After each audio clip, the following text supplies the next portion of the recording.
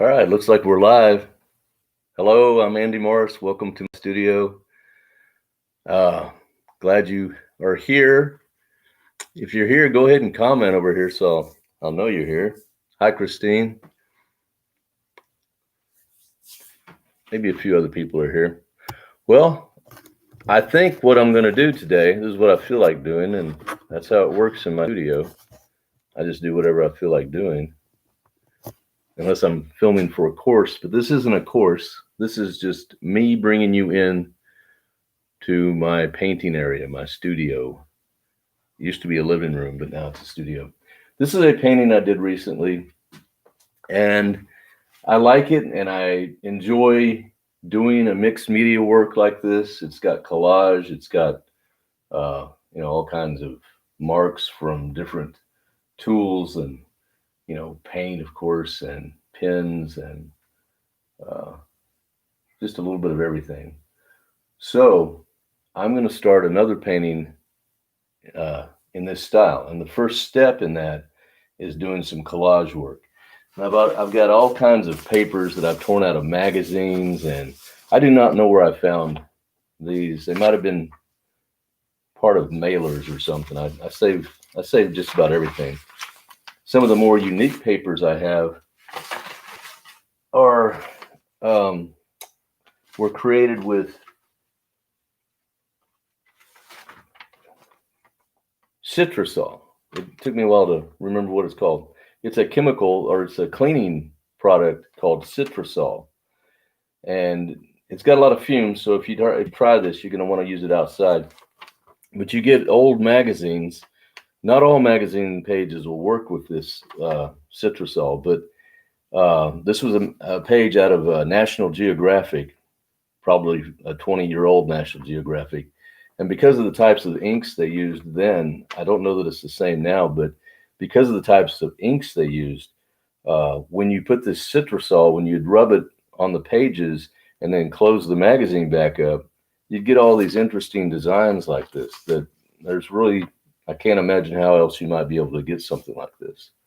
So I have a few pages like this left. I haven't done any of that citrusol stuff in quite a while, but I hope you can see this all right. There, I mean, that's better. But they make some very interesting, accidental designs that are great for using in collage work. Here's a little collage I've been working on. Yeah, it's kind of funny. All right, so first step is collage. So get rid of this. And this is the painting I will be destroying. I know some of y'all are probably like, don't do it. Don't destroy that. But I'm going to. It's been sitting around for years, at least a few years. Now, I'm using Elmer's glue. You can use Elmer's glue, or you can use just about any adhesive. I got that pretty good. Okay, you can use gloss medium, gel medium, just about anything, any adhesive to get the collage pieces on there. But I'm using Elmer's glue because I don't remember what I paid for this gallon bottle, but whatever it was, I think it was, per painting, it's going to come out to pennies. And the less I spend on materials, the more paintings I can afford to create. That's the way I look at it. So I'll just paint it on there. I usually, wherever I think I'm going to put, you might want to thin out your, I just got a bucket of water right here that I'm using to thin out the Elmer's glue.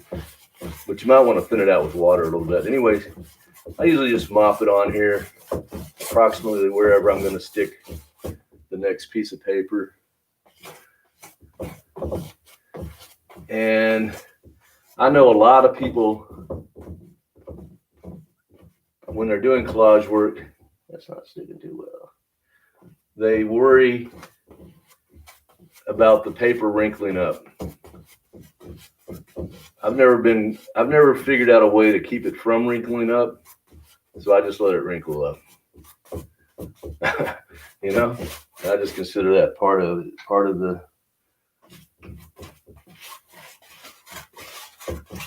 the deal. I don't give too much concern. Now, I'll show you a little trick that I learned a long time ago. You see how there's a white edge there? Like, here, I'll just sacrifice this piece. Okay, so if you hold the paper like this and you pull towards yourself,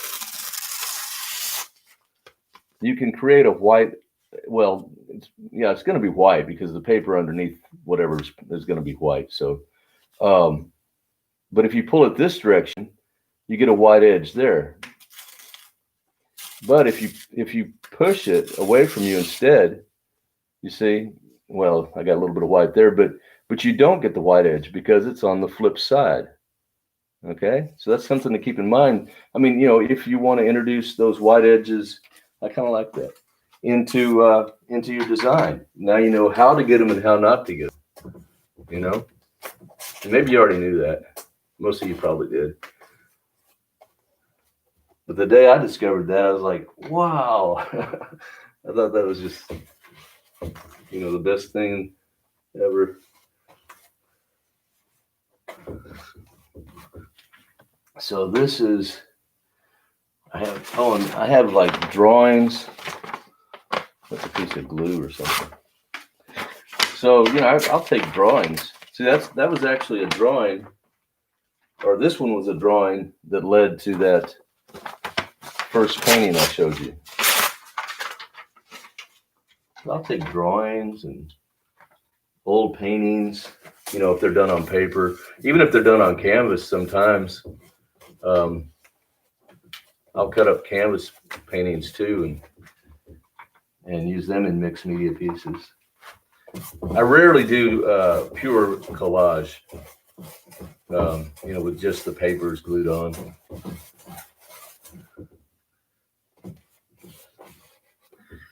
See, I think maybe that should be upside down. Of course, I don't know which way this painting will end up going. You know, it could go any direction. Lots of glue, lots and lots of glue. Maybe start moving around the canvas, moving a little fast to get some work done. Once I get it, you know, all covered with collage pieces, maybe not the whole thing, but a significant amount, then I might start coming in with some paints and cutting out shapes. But doing a painting like this that I showed you is a multi-step process.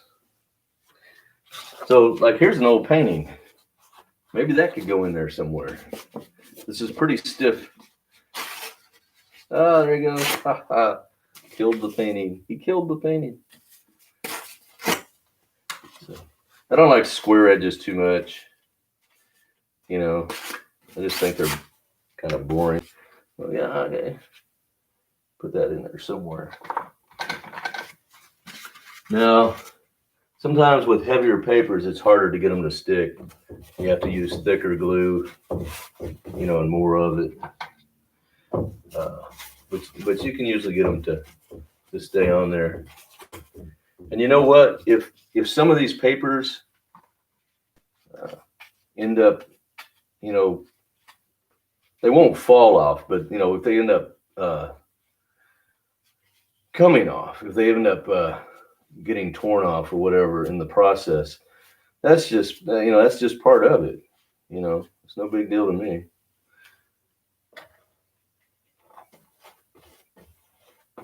Because there's no way for me to know beforehand what's going to look good and what's not going to look good. It's like this is like experimental painting, really, in a way, except that it's been done a million times. But the outcome is experimental. I don't know what's going to happen.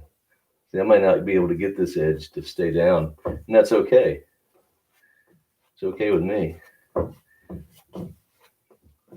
Yeah, I might be able to get it to stay down later.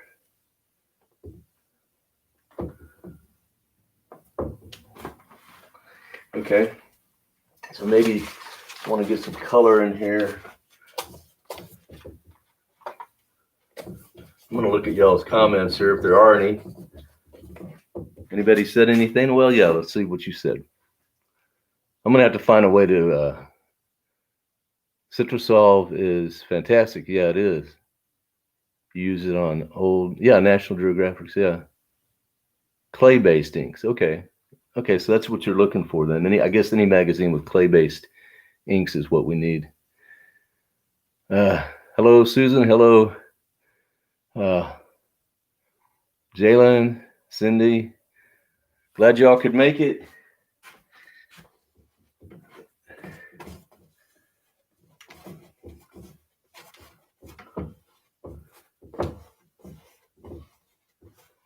Okay. So I really need to cover more ground quicker, which means bigger pieces. Oops. There. But I'm not even giving much thought at all to where I'm placing any of this right now.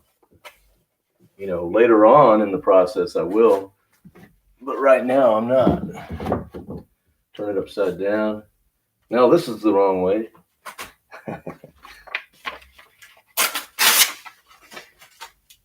You know, later on down the line, when we get to other layers, oops, almost dropped that. Then, you know, we start refining the shapes and elements and everything. I've also got some mark making tools, a few. This is just a charcoal pencil. Oh, look at that, tearing up the paper. Doesn't matter.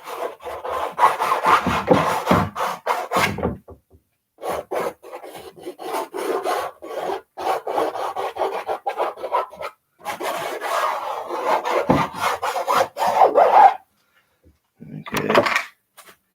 More papers. I kind of like this. This is beer. This is a glass of beer, but once it's in this painting, you won't be able to tell it's a glass of beer, but that could be interesting, you know, little area in the face or the hands or legs. You know, I don't know where everything's going to go yet. You know, I mean, a great deal of this will get covered up, but we don't know what's going to get covered up. So we just have to go with it. And one thing about the charcoal is when you paint back into it, if you use, you know, if you just use water, it would, you know, it really smear it around a lot. But when you're using glue or adhesive, like if you're using gloss medium, I'm using Elmer's glue, like I told you. But see how it softens it. I mean, that's an interesting technique, I think, which I have used in just regular paintings. You know, I've started them with charcoal and then worked into the charcoal with paint and gloss medium sometimes. The gloss medium will seal it.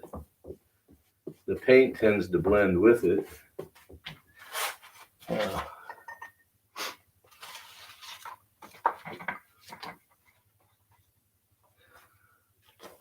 So is everybody surviving the pandemic all right? I guess you are. I hope so. I've only known a few people that were unfortunate enough to either get it or lose a loved one.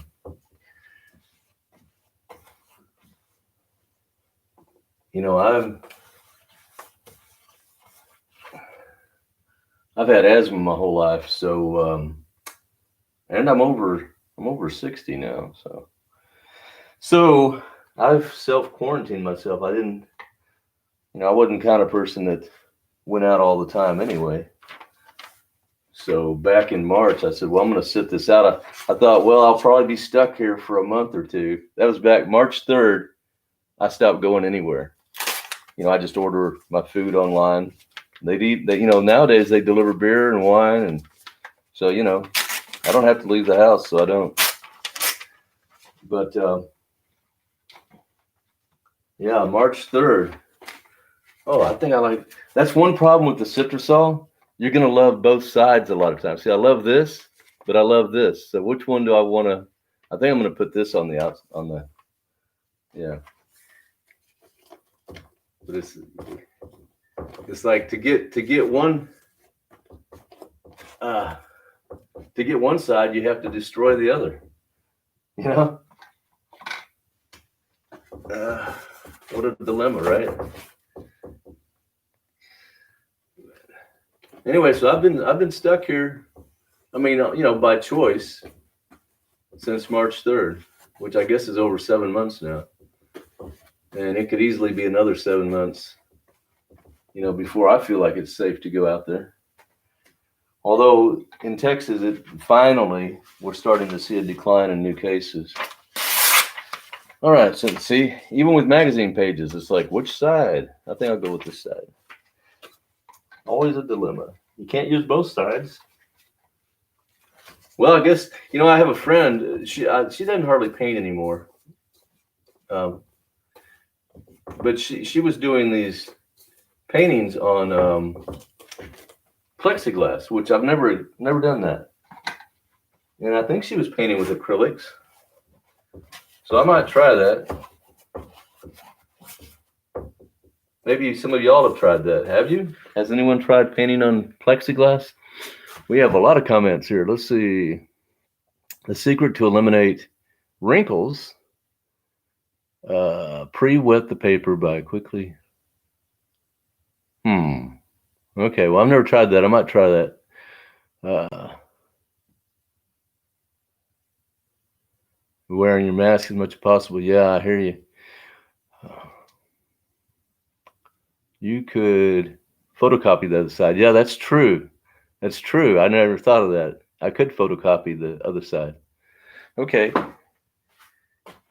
Thanks for the suggestions. See, y'all think I'm doing this to teach you, but the truth is I'm stealing your ideas. I'm joking. No, what? I mean, I'm learning from you. You know what I mean. Okay. But seriously, I think that's true. I think every so-called teacher, whatever, I think most art teachers would admit that they learn as much from their students as the students do from them, or more possibly. Whenever I go to a workshop, which has been years, but I end up learning a great deal from the people sitting right beside me. As a matter of fact, in my community, especially when I was painting watercolors, it was the same cast of characters at every workshop, the same 20, 30 people, pretty much, a lot of retirees, and I wasn't retired. I was in my 40s then, but I just enjoyed the heck out of going to workshops. So I did, but it's the same group of people, pretty much. And so I had learned which ones had all the cool materials that they were willing to share. and knowledge as well, people who had been painting for 30 or 40 years or longer. I would always make it a point to sit next to them if I could, and I might even end up buying them lunch, in exchange for using the cool papers and materials that they brought. But workshops are great. I don't know how many of y'all frequent workshops. No matter how much you know about creating art, you can always learn more, And workshops are fun anyway. So, there's nothing more enjoyable than hanging out with a bunch of other artists, you know, and seeing what other people create. I've got a mess is what I got. I think I'm going to put, what do I got here? This is phthalo green. And this is golden fluid acrylics. And I've already thinned it out with some water. You know, it's like it's on its last leg. I wanted to get the last little bit out of there. So it's real thin. This is a very strong color, and it's a very staining color. So, you know, keep that in mind if you're using any of the phthalos or quinacridones. They tend to be very strong and staining. Strong and staining. And they say transparent. They're technically, to me, they're translucent. You know, transparent would be clear tar gel or something. But so.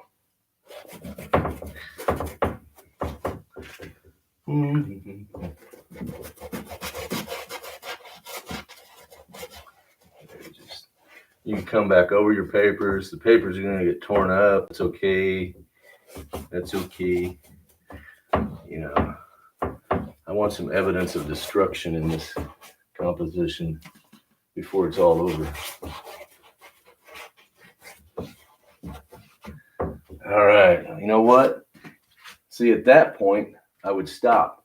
And it just looks like a hot mess. That's okay.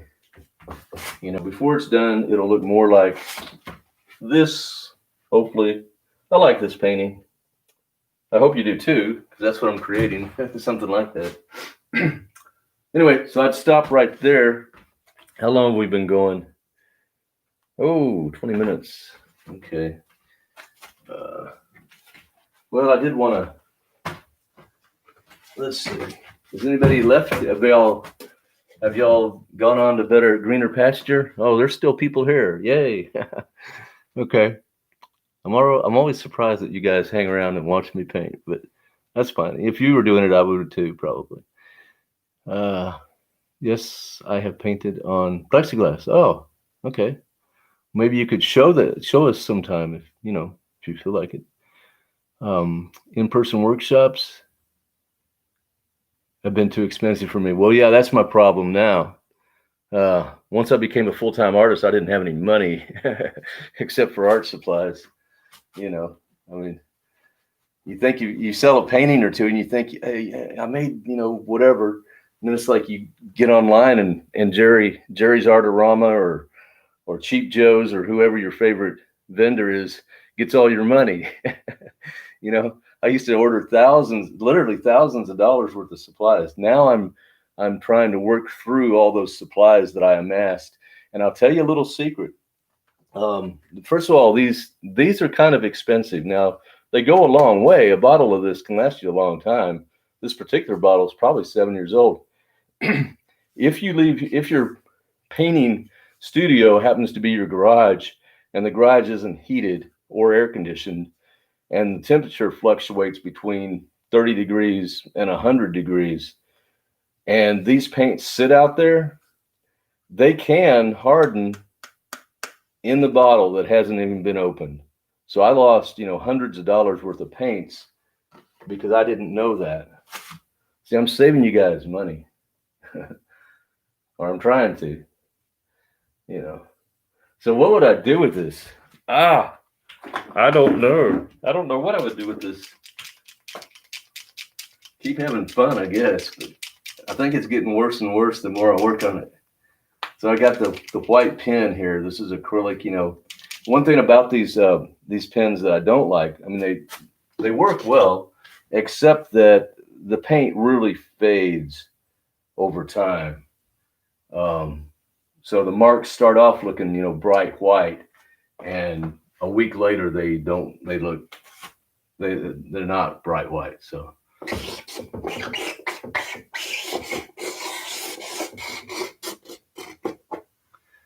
Do something like that.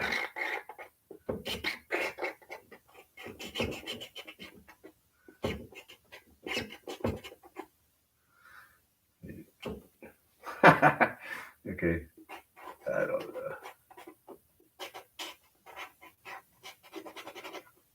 All right.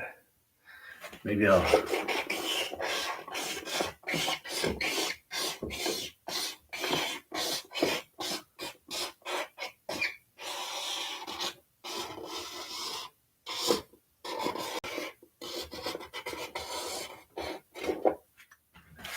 What did that do? I don't know.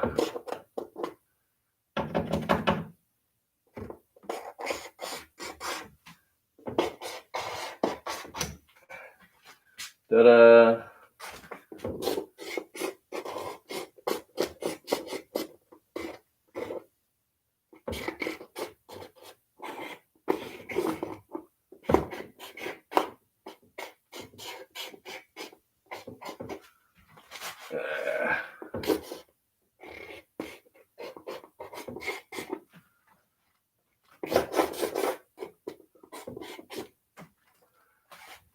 Yeah, like I said, the more I work on this, the worse it gets. So there we go. That's going to wrap it up for today. I've done as much damage as I can, I think. Thank you so much for coming. I'll read through your comments and suggestions later after the video processes and it's uploaded. I guess I could turn that up like that. And until then, I guess tomorrow. Why not tomorrow? Might as well. I'm stuck here at the house. So if you're not doing anything tomorrow, 2 p.m. Central Standard Time, I think that's about 5 a.m. in Australia. Sorry about that. I will see you here. Bye.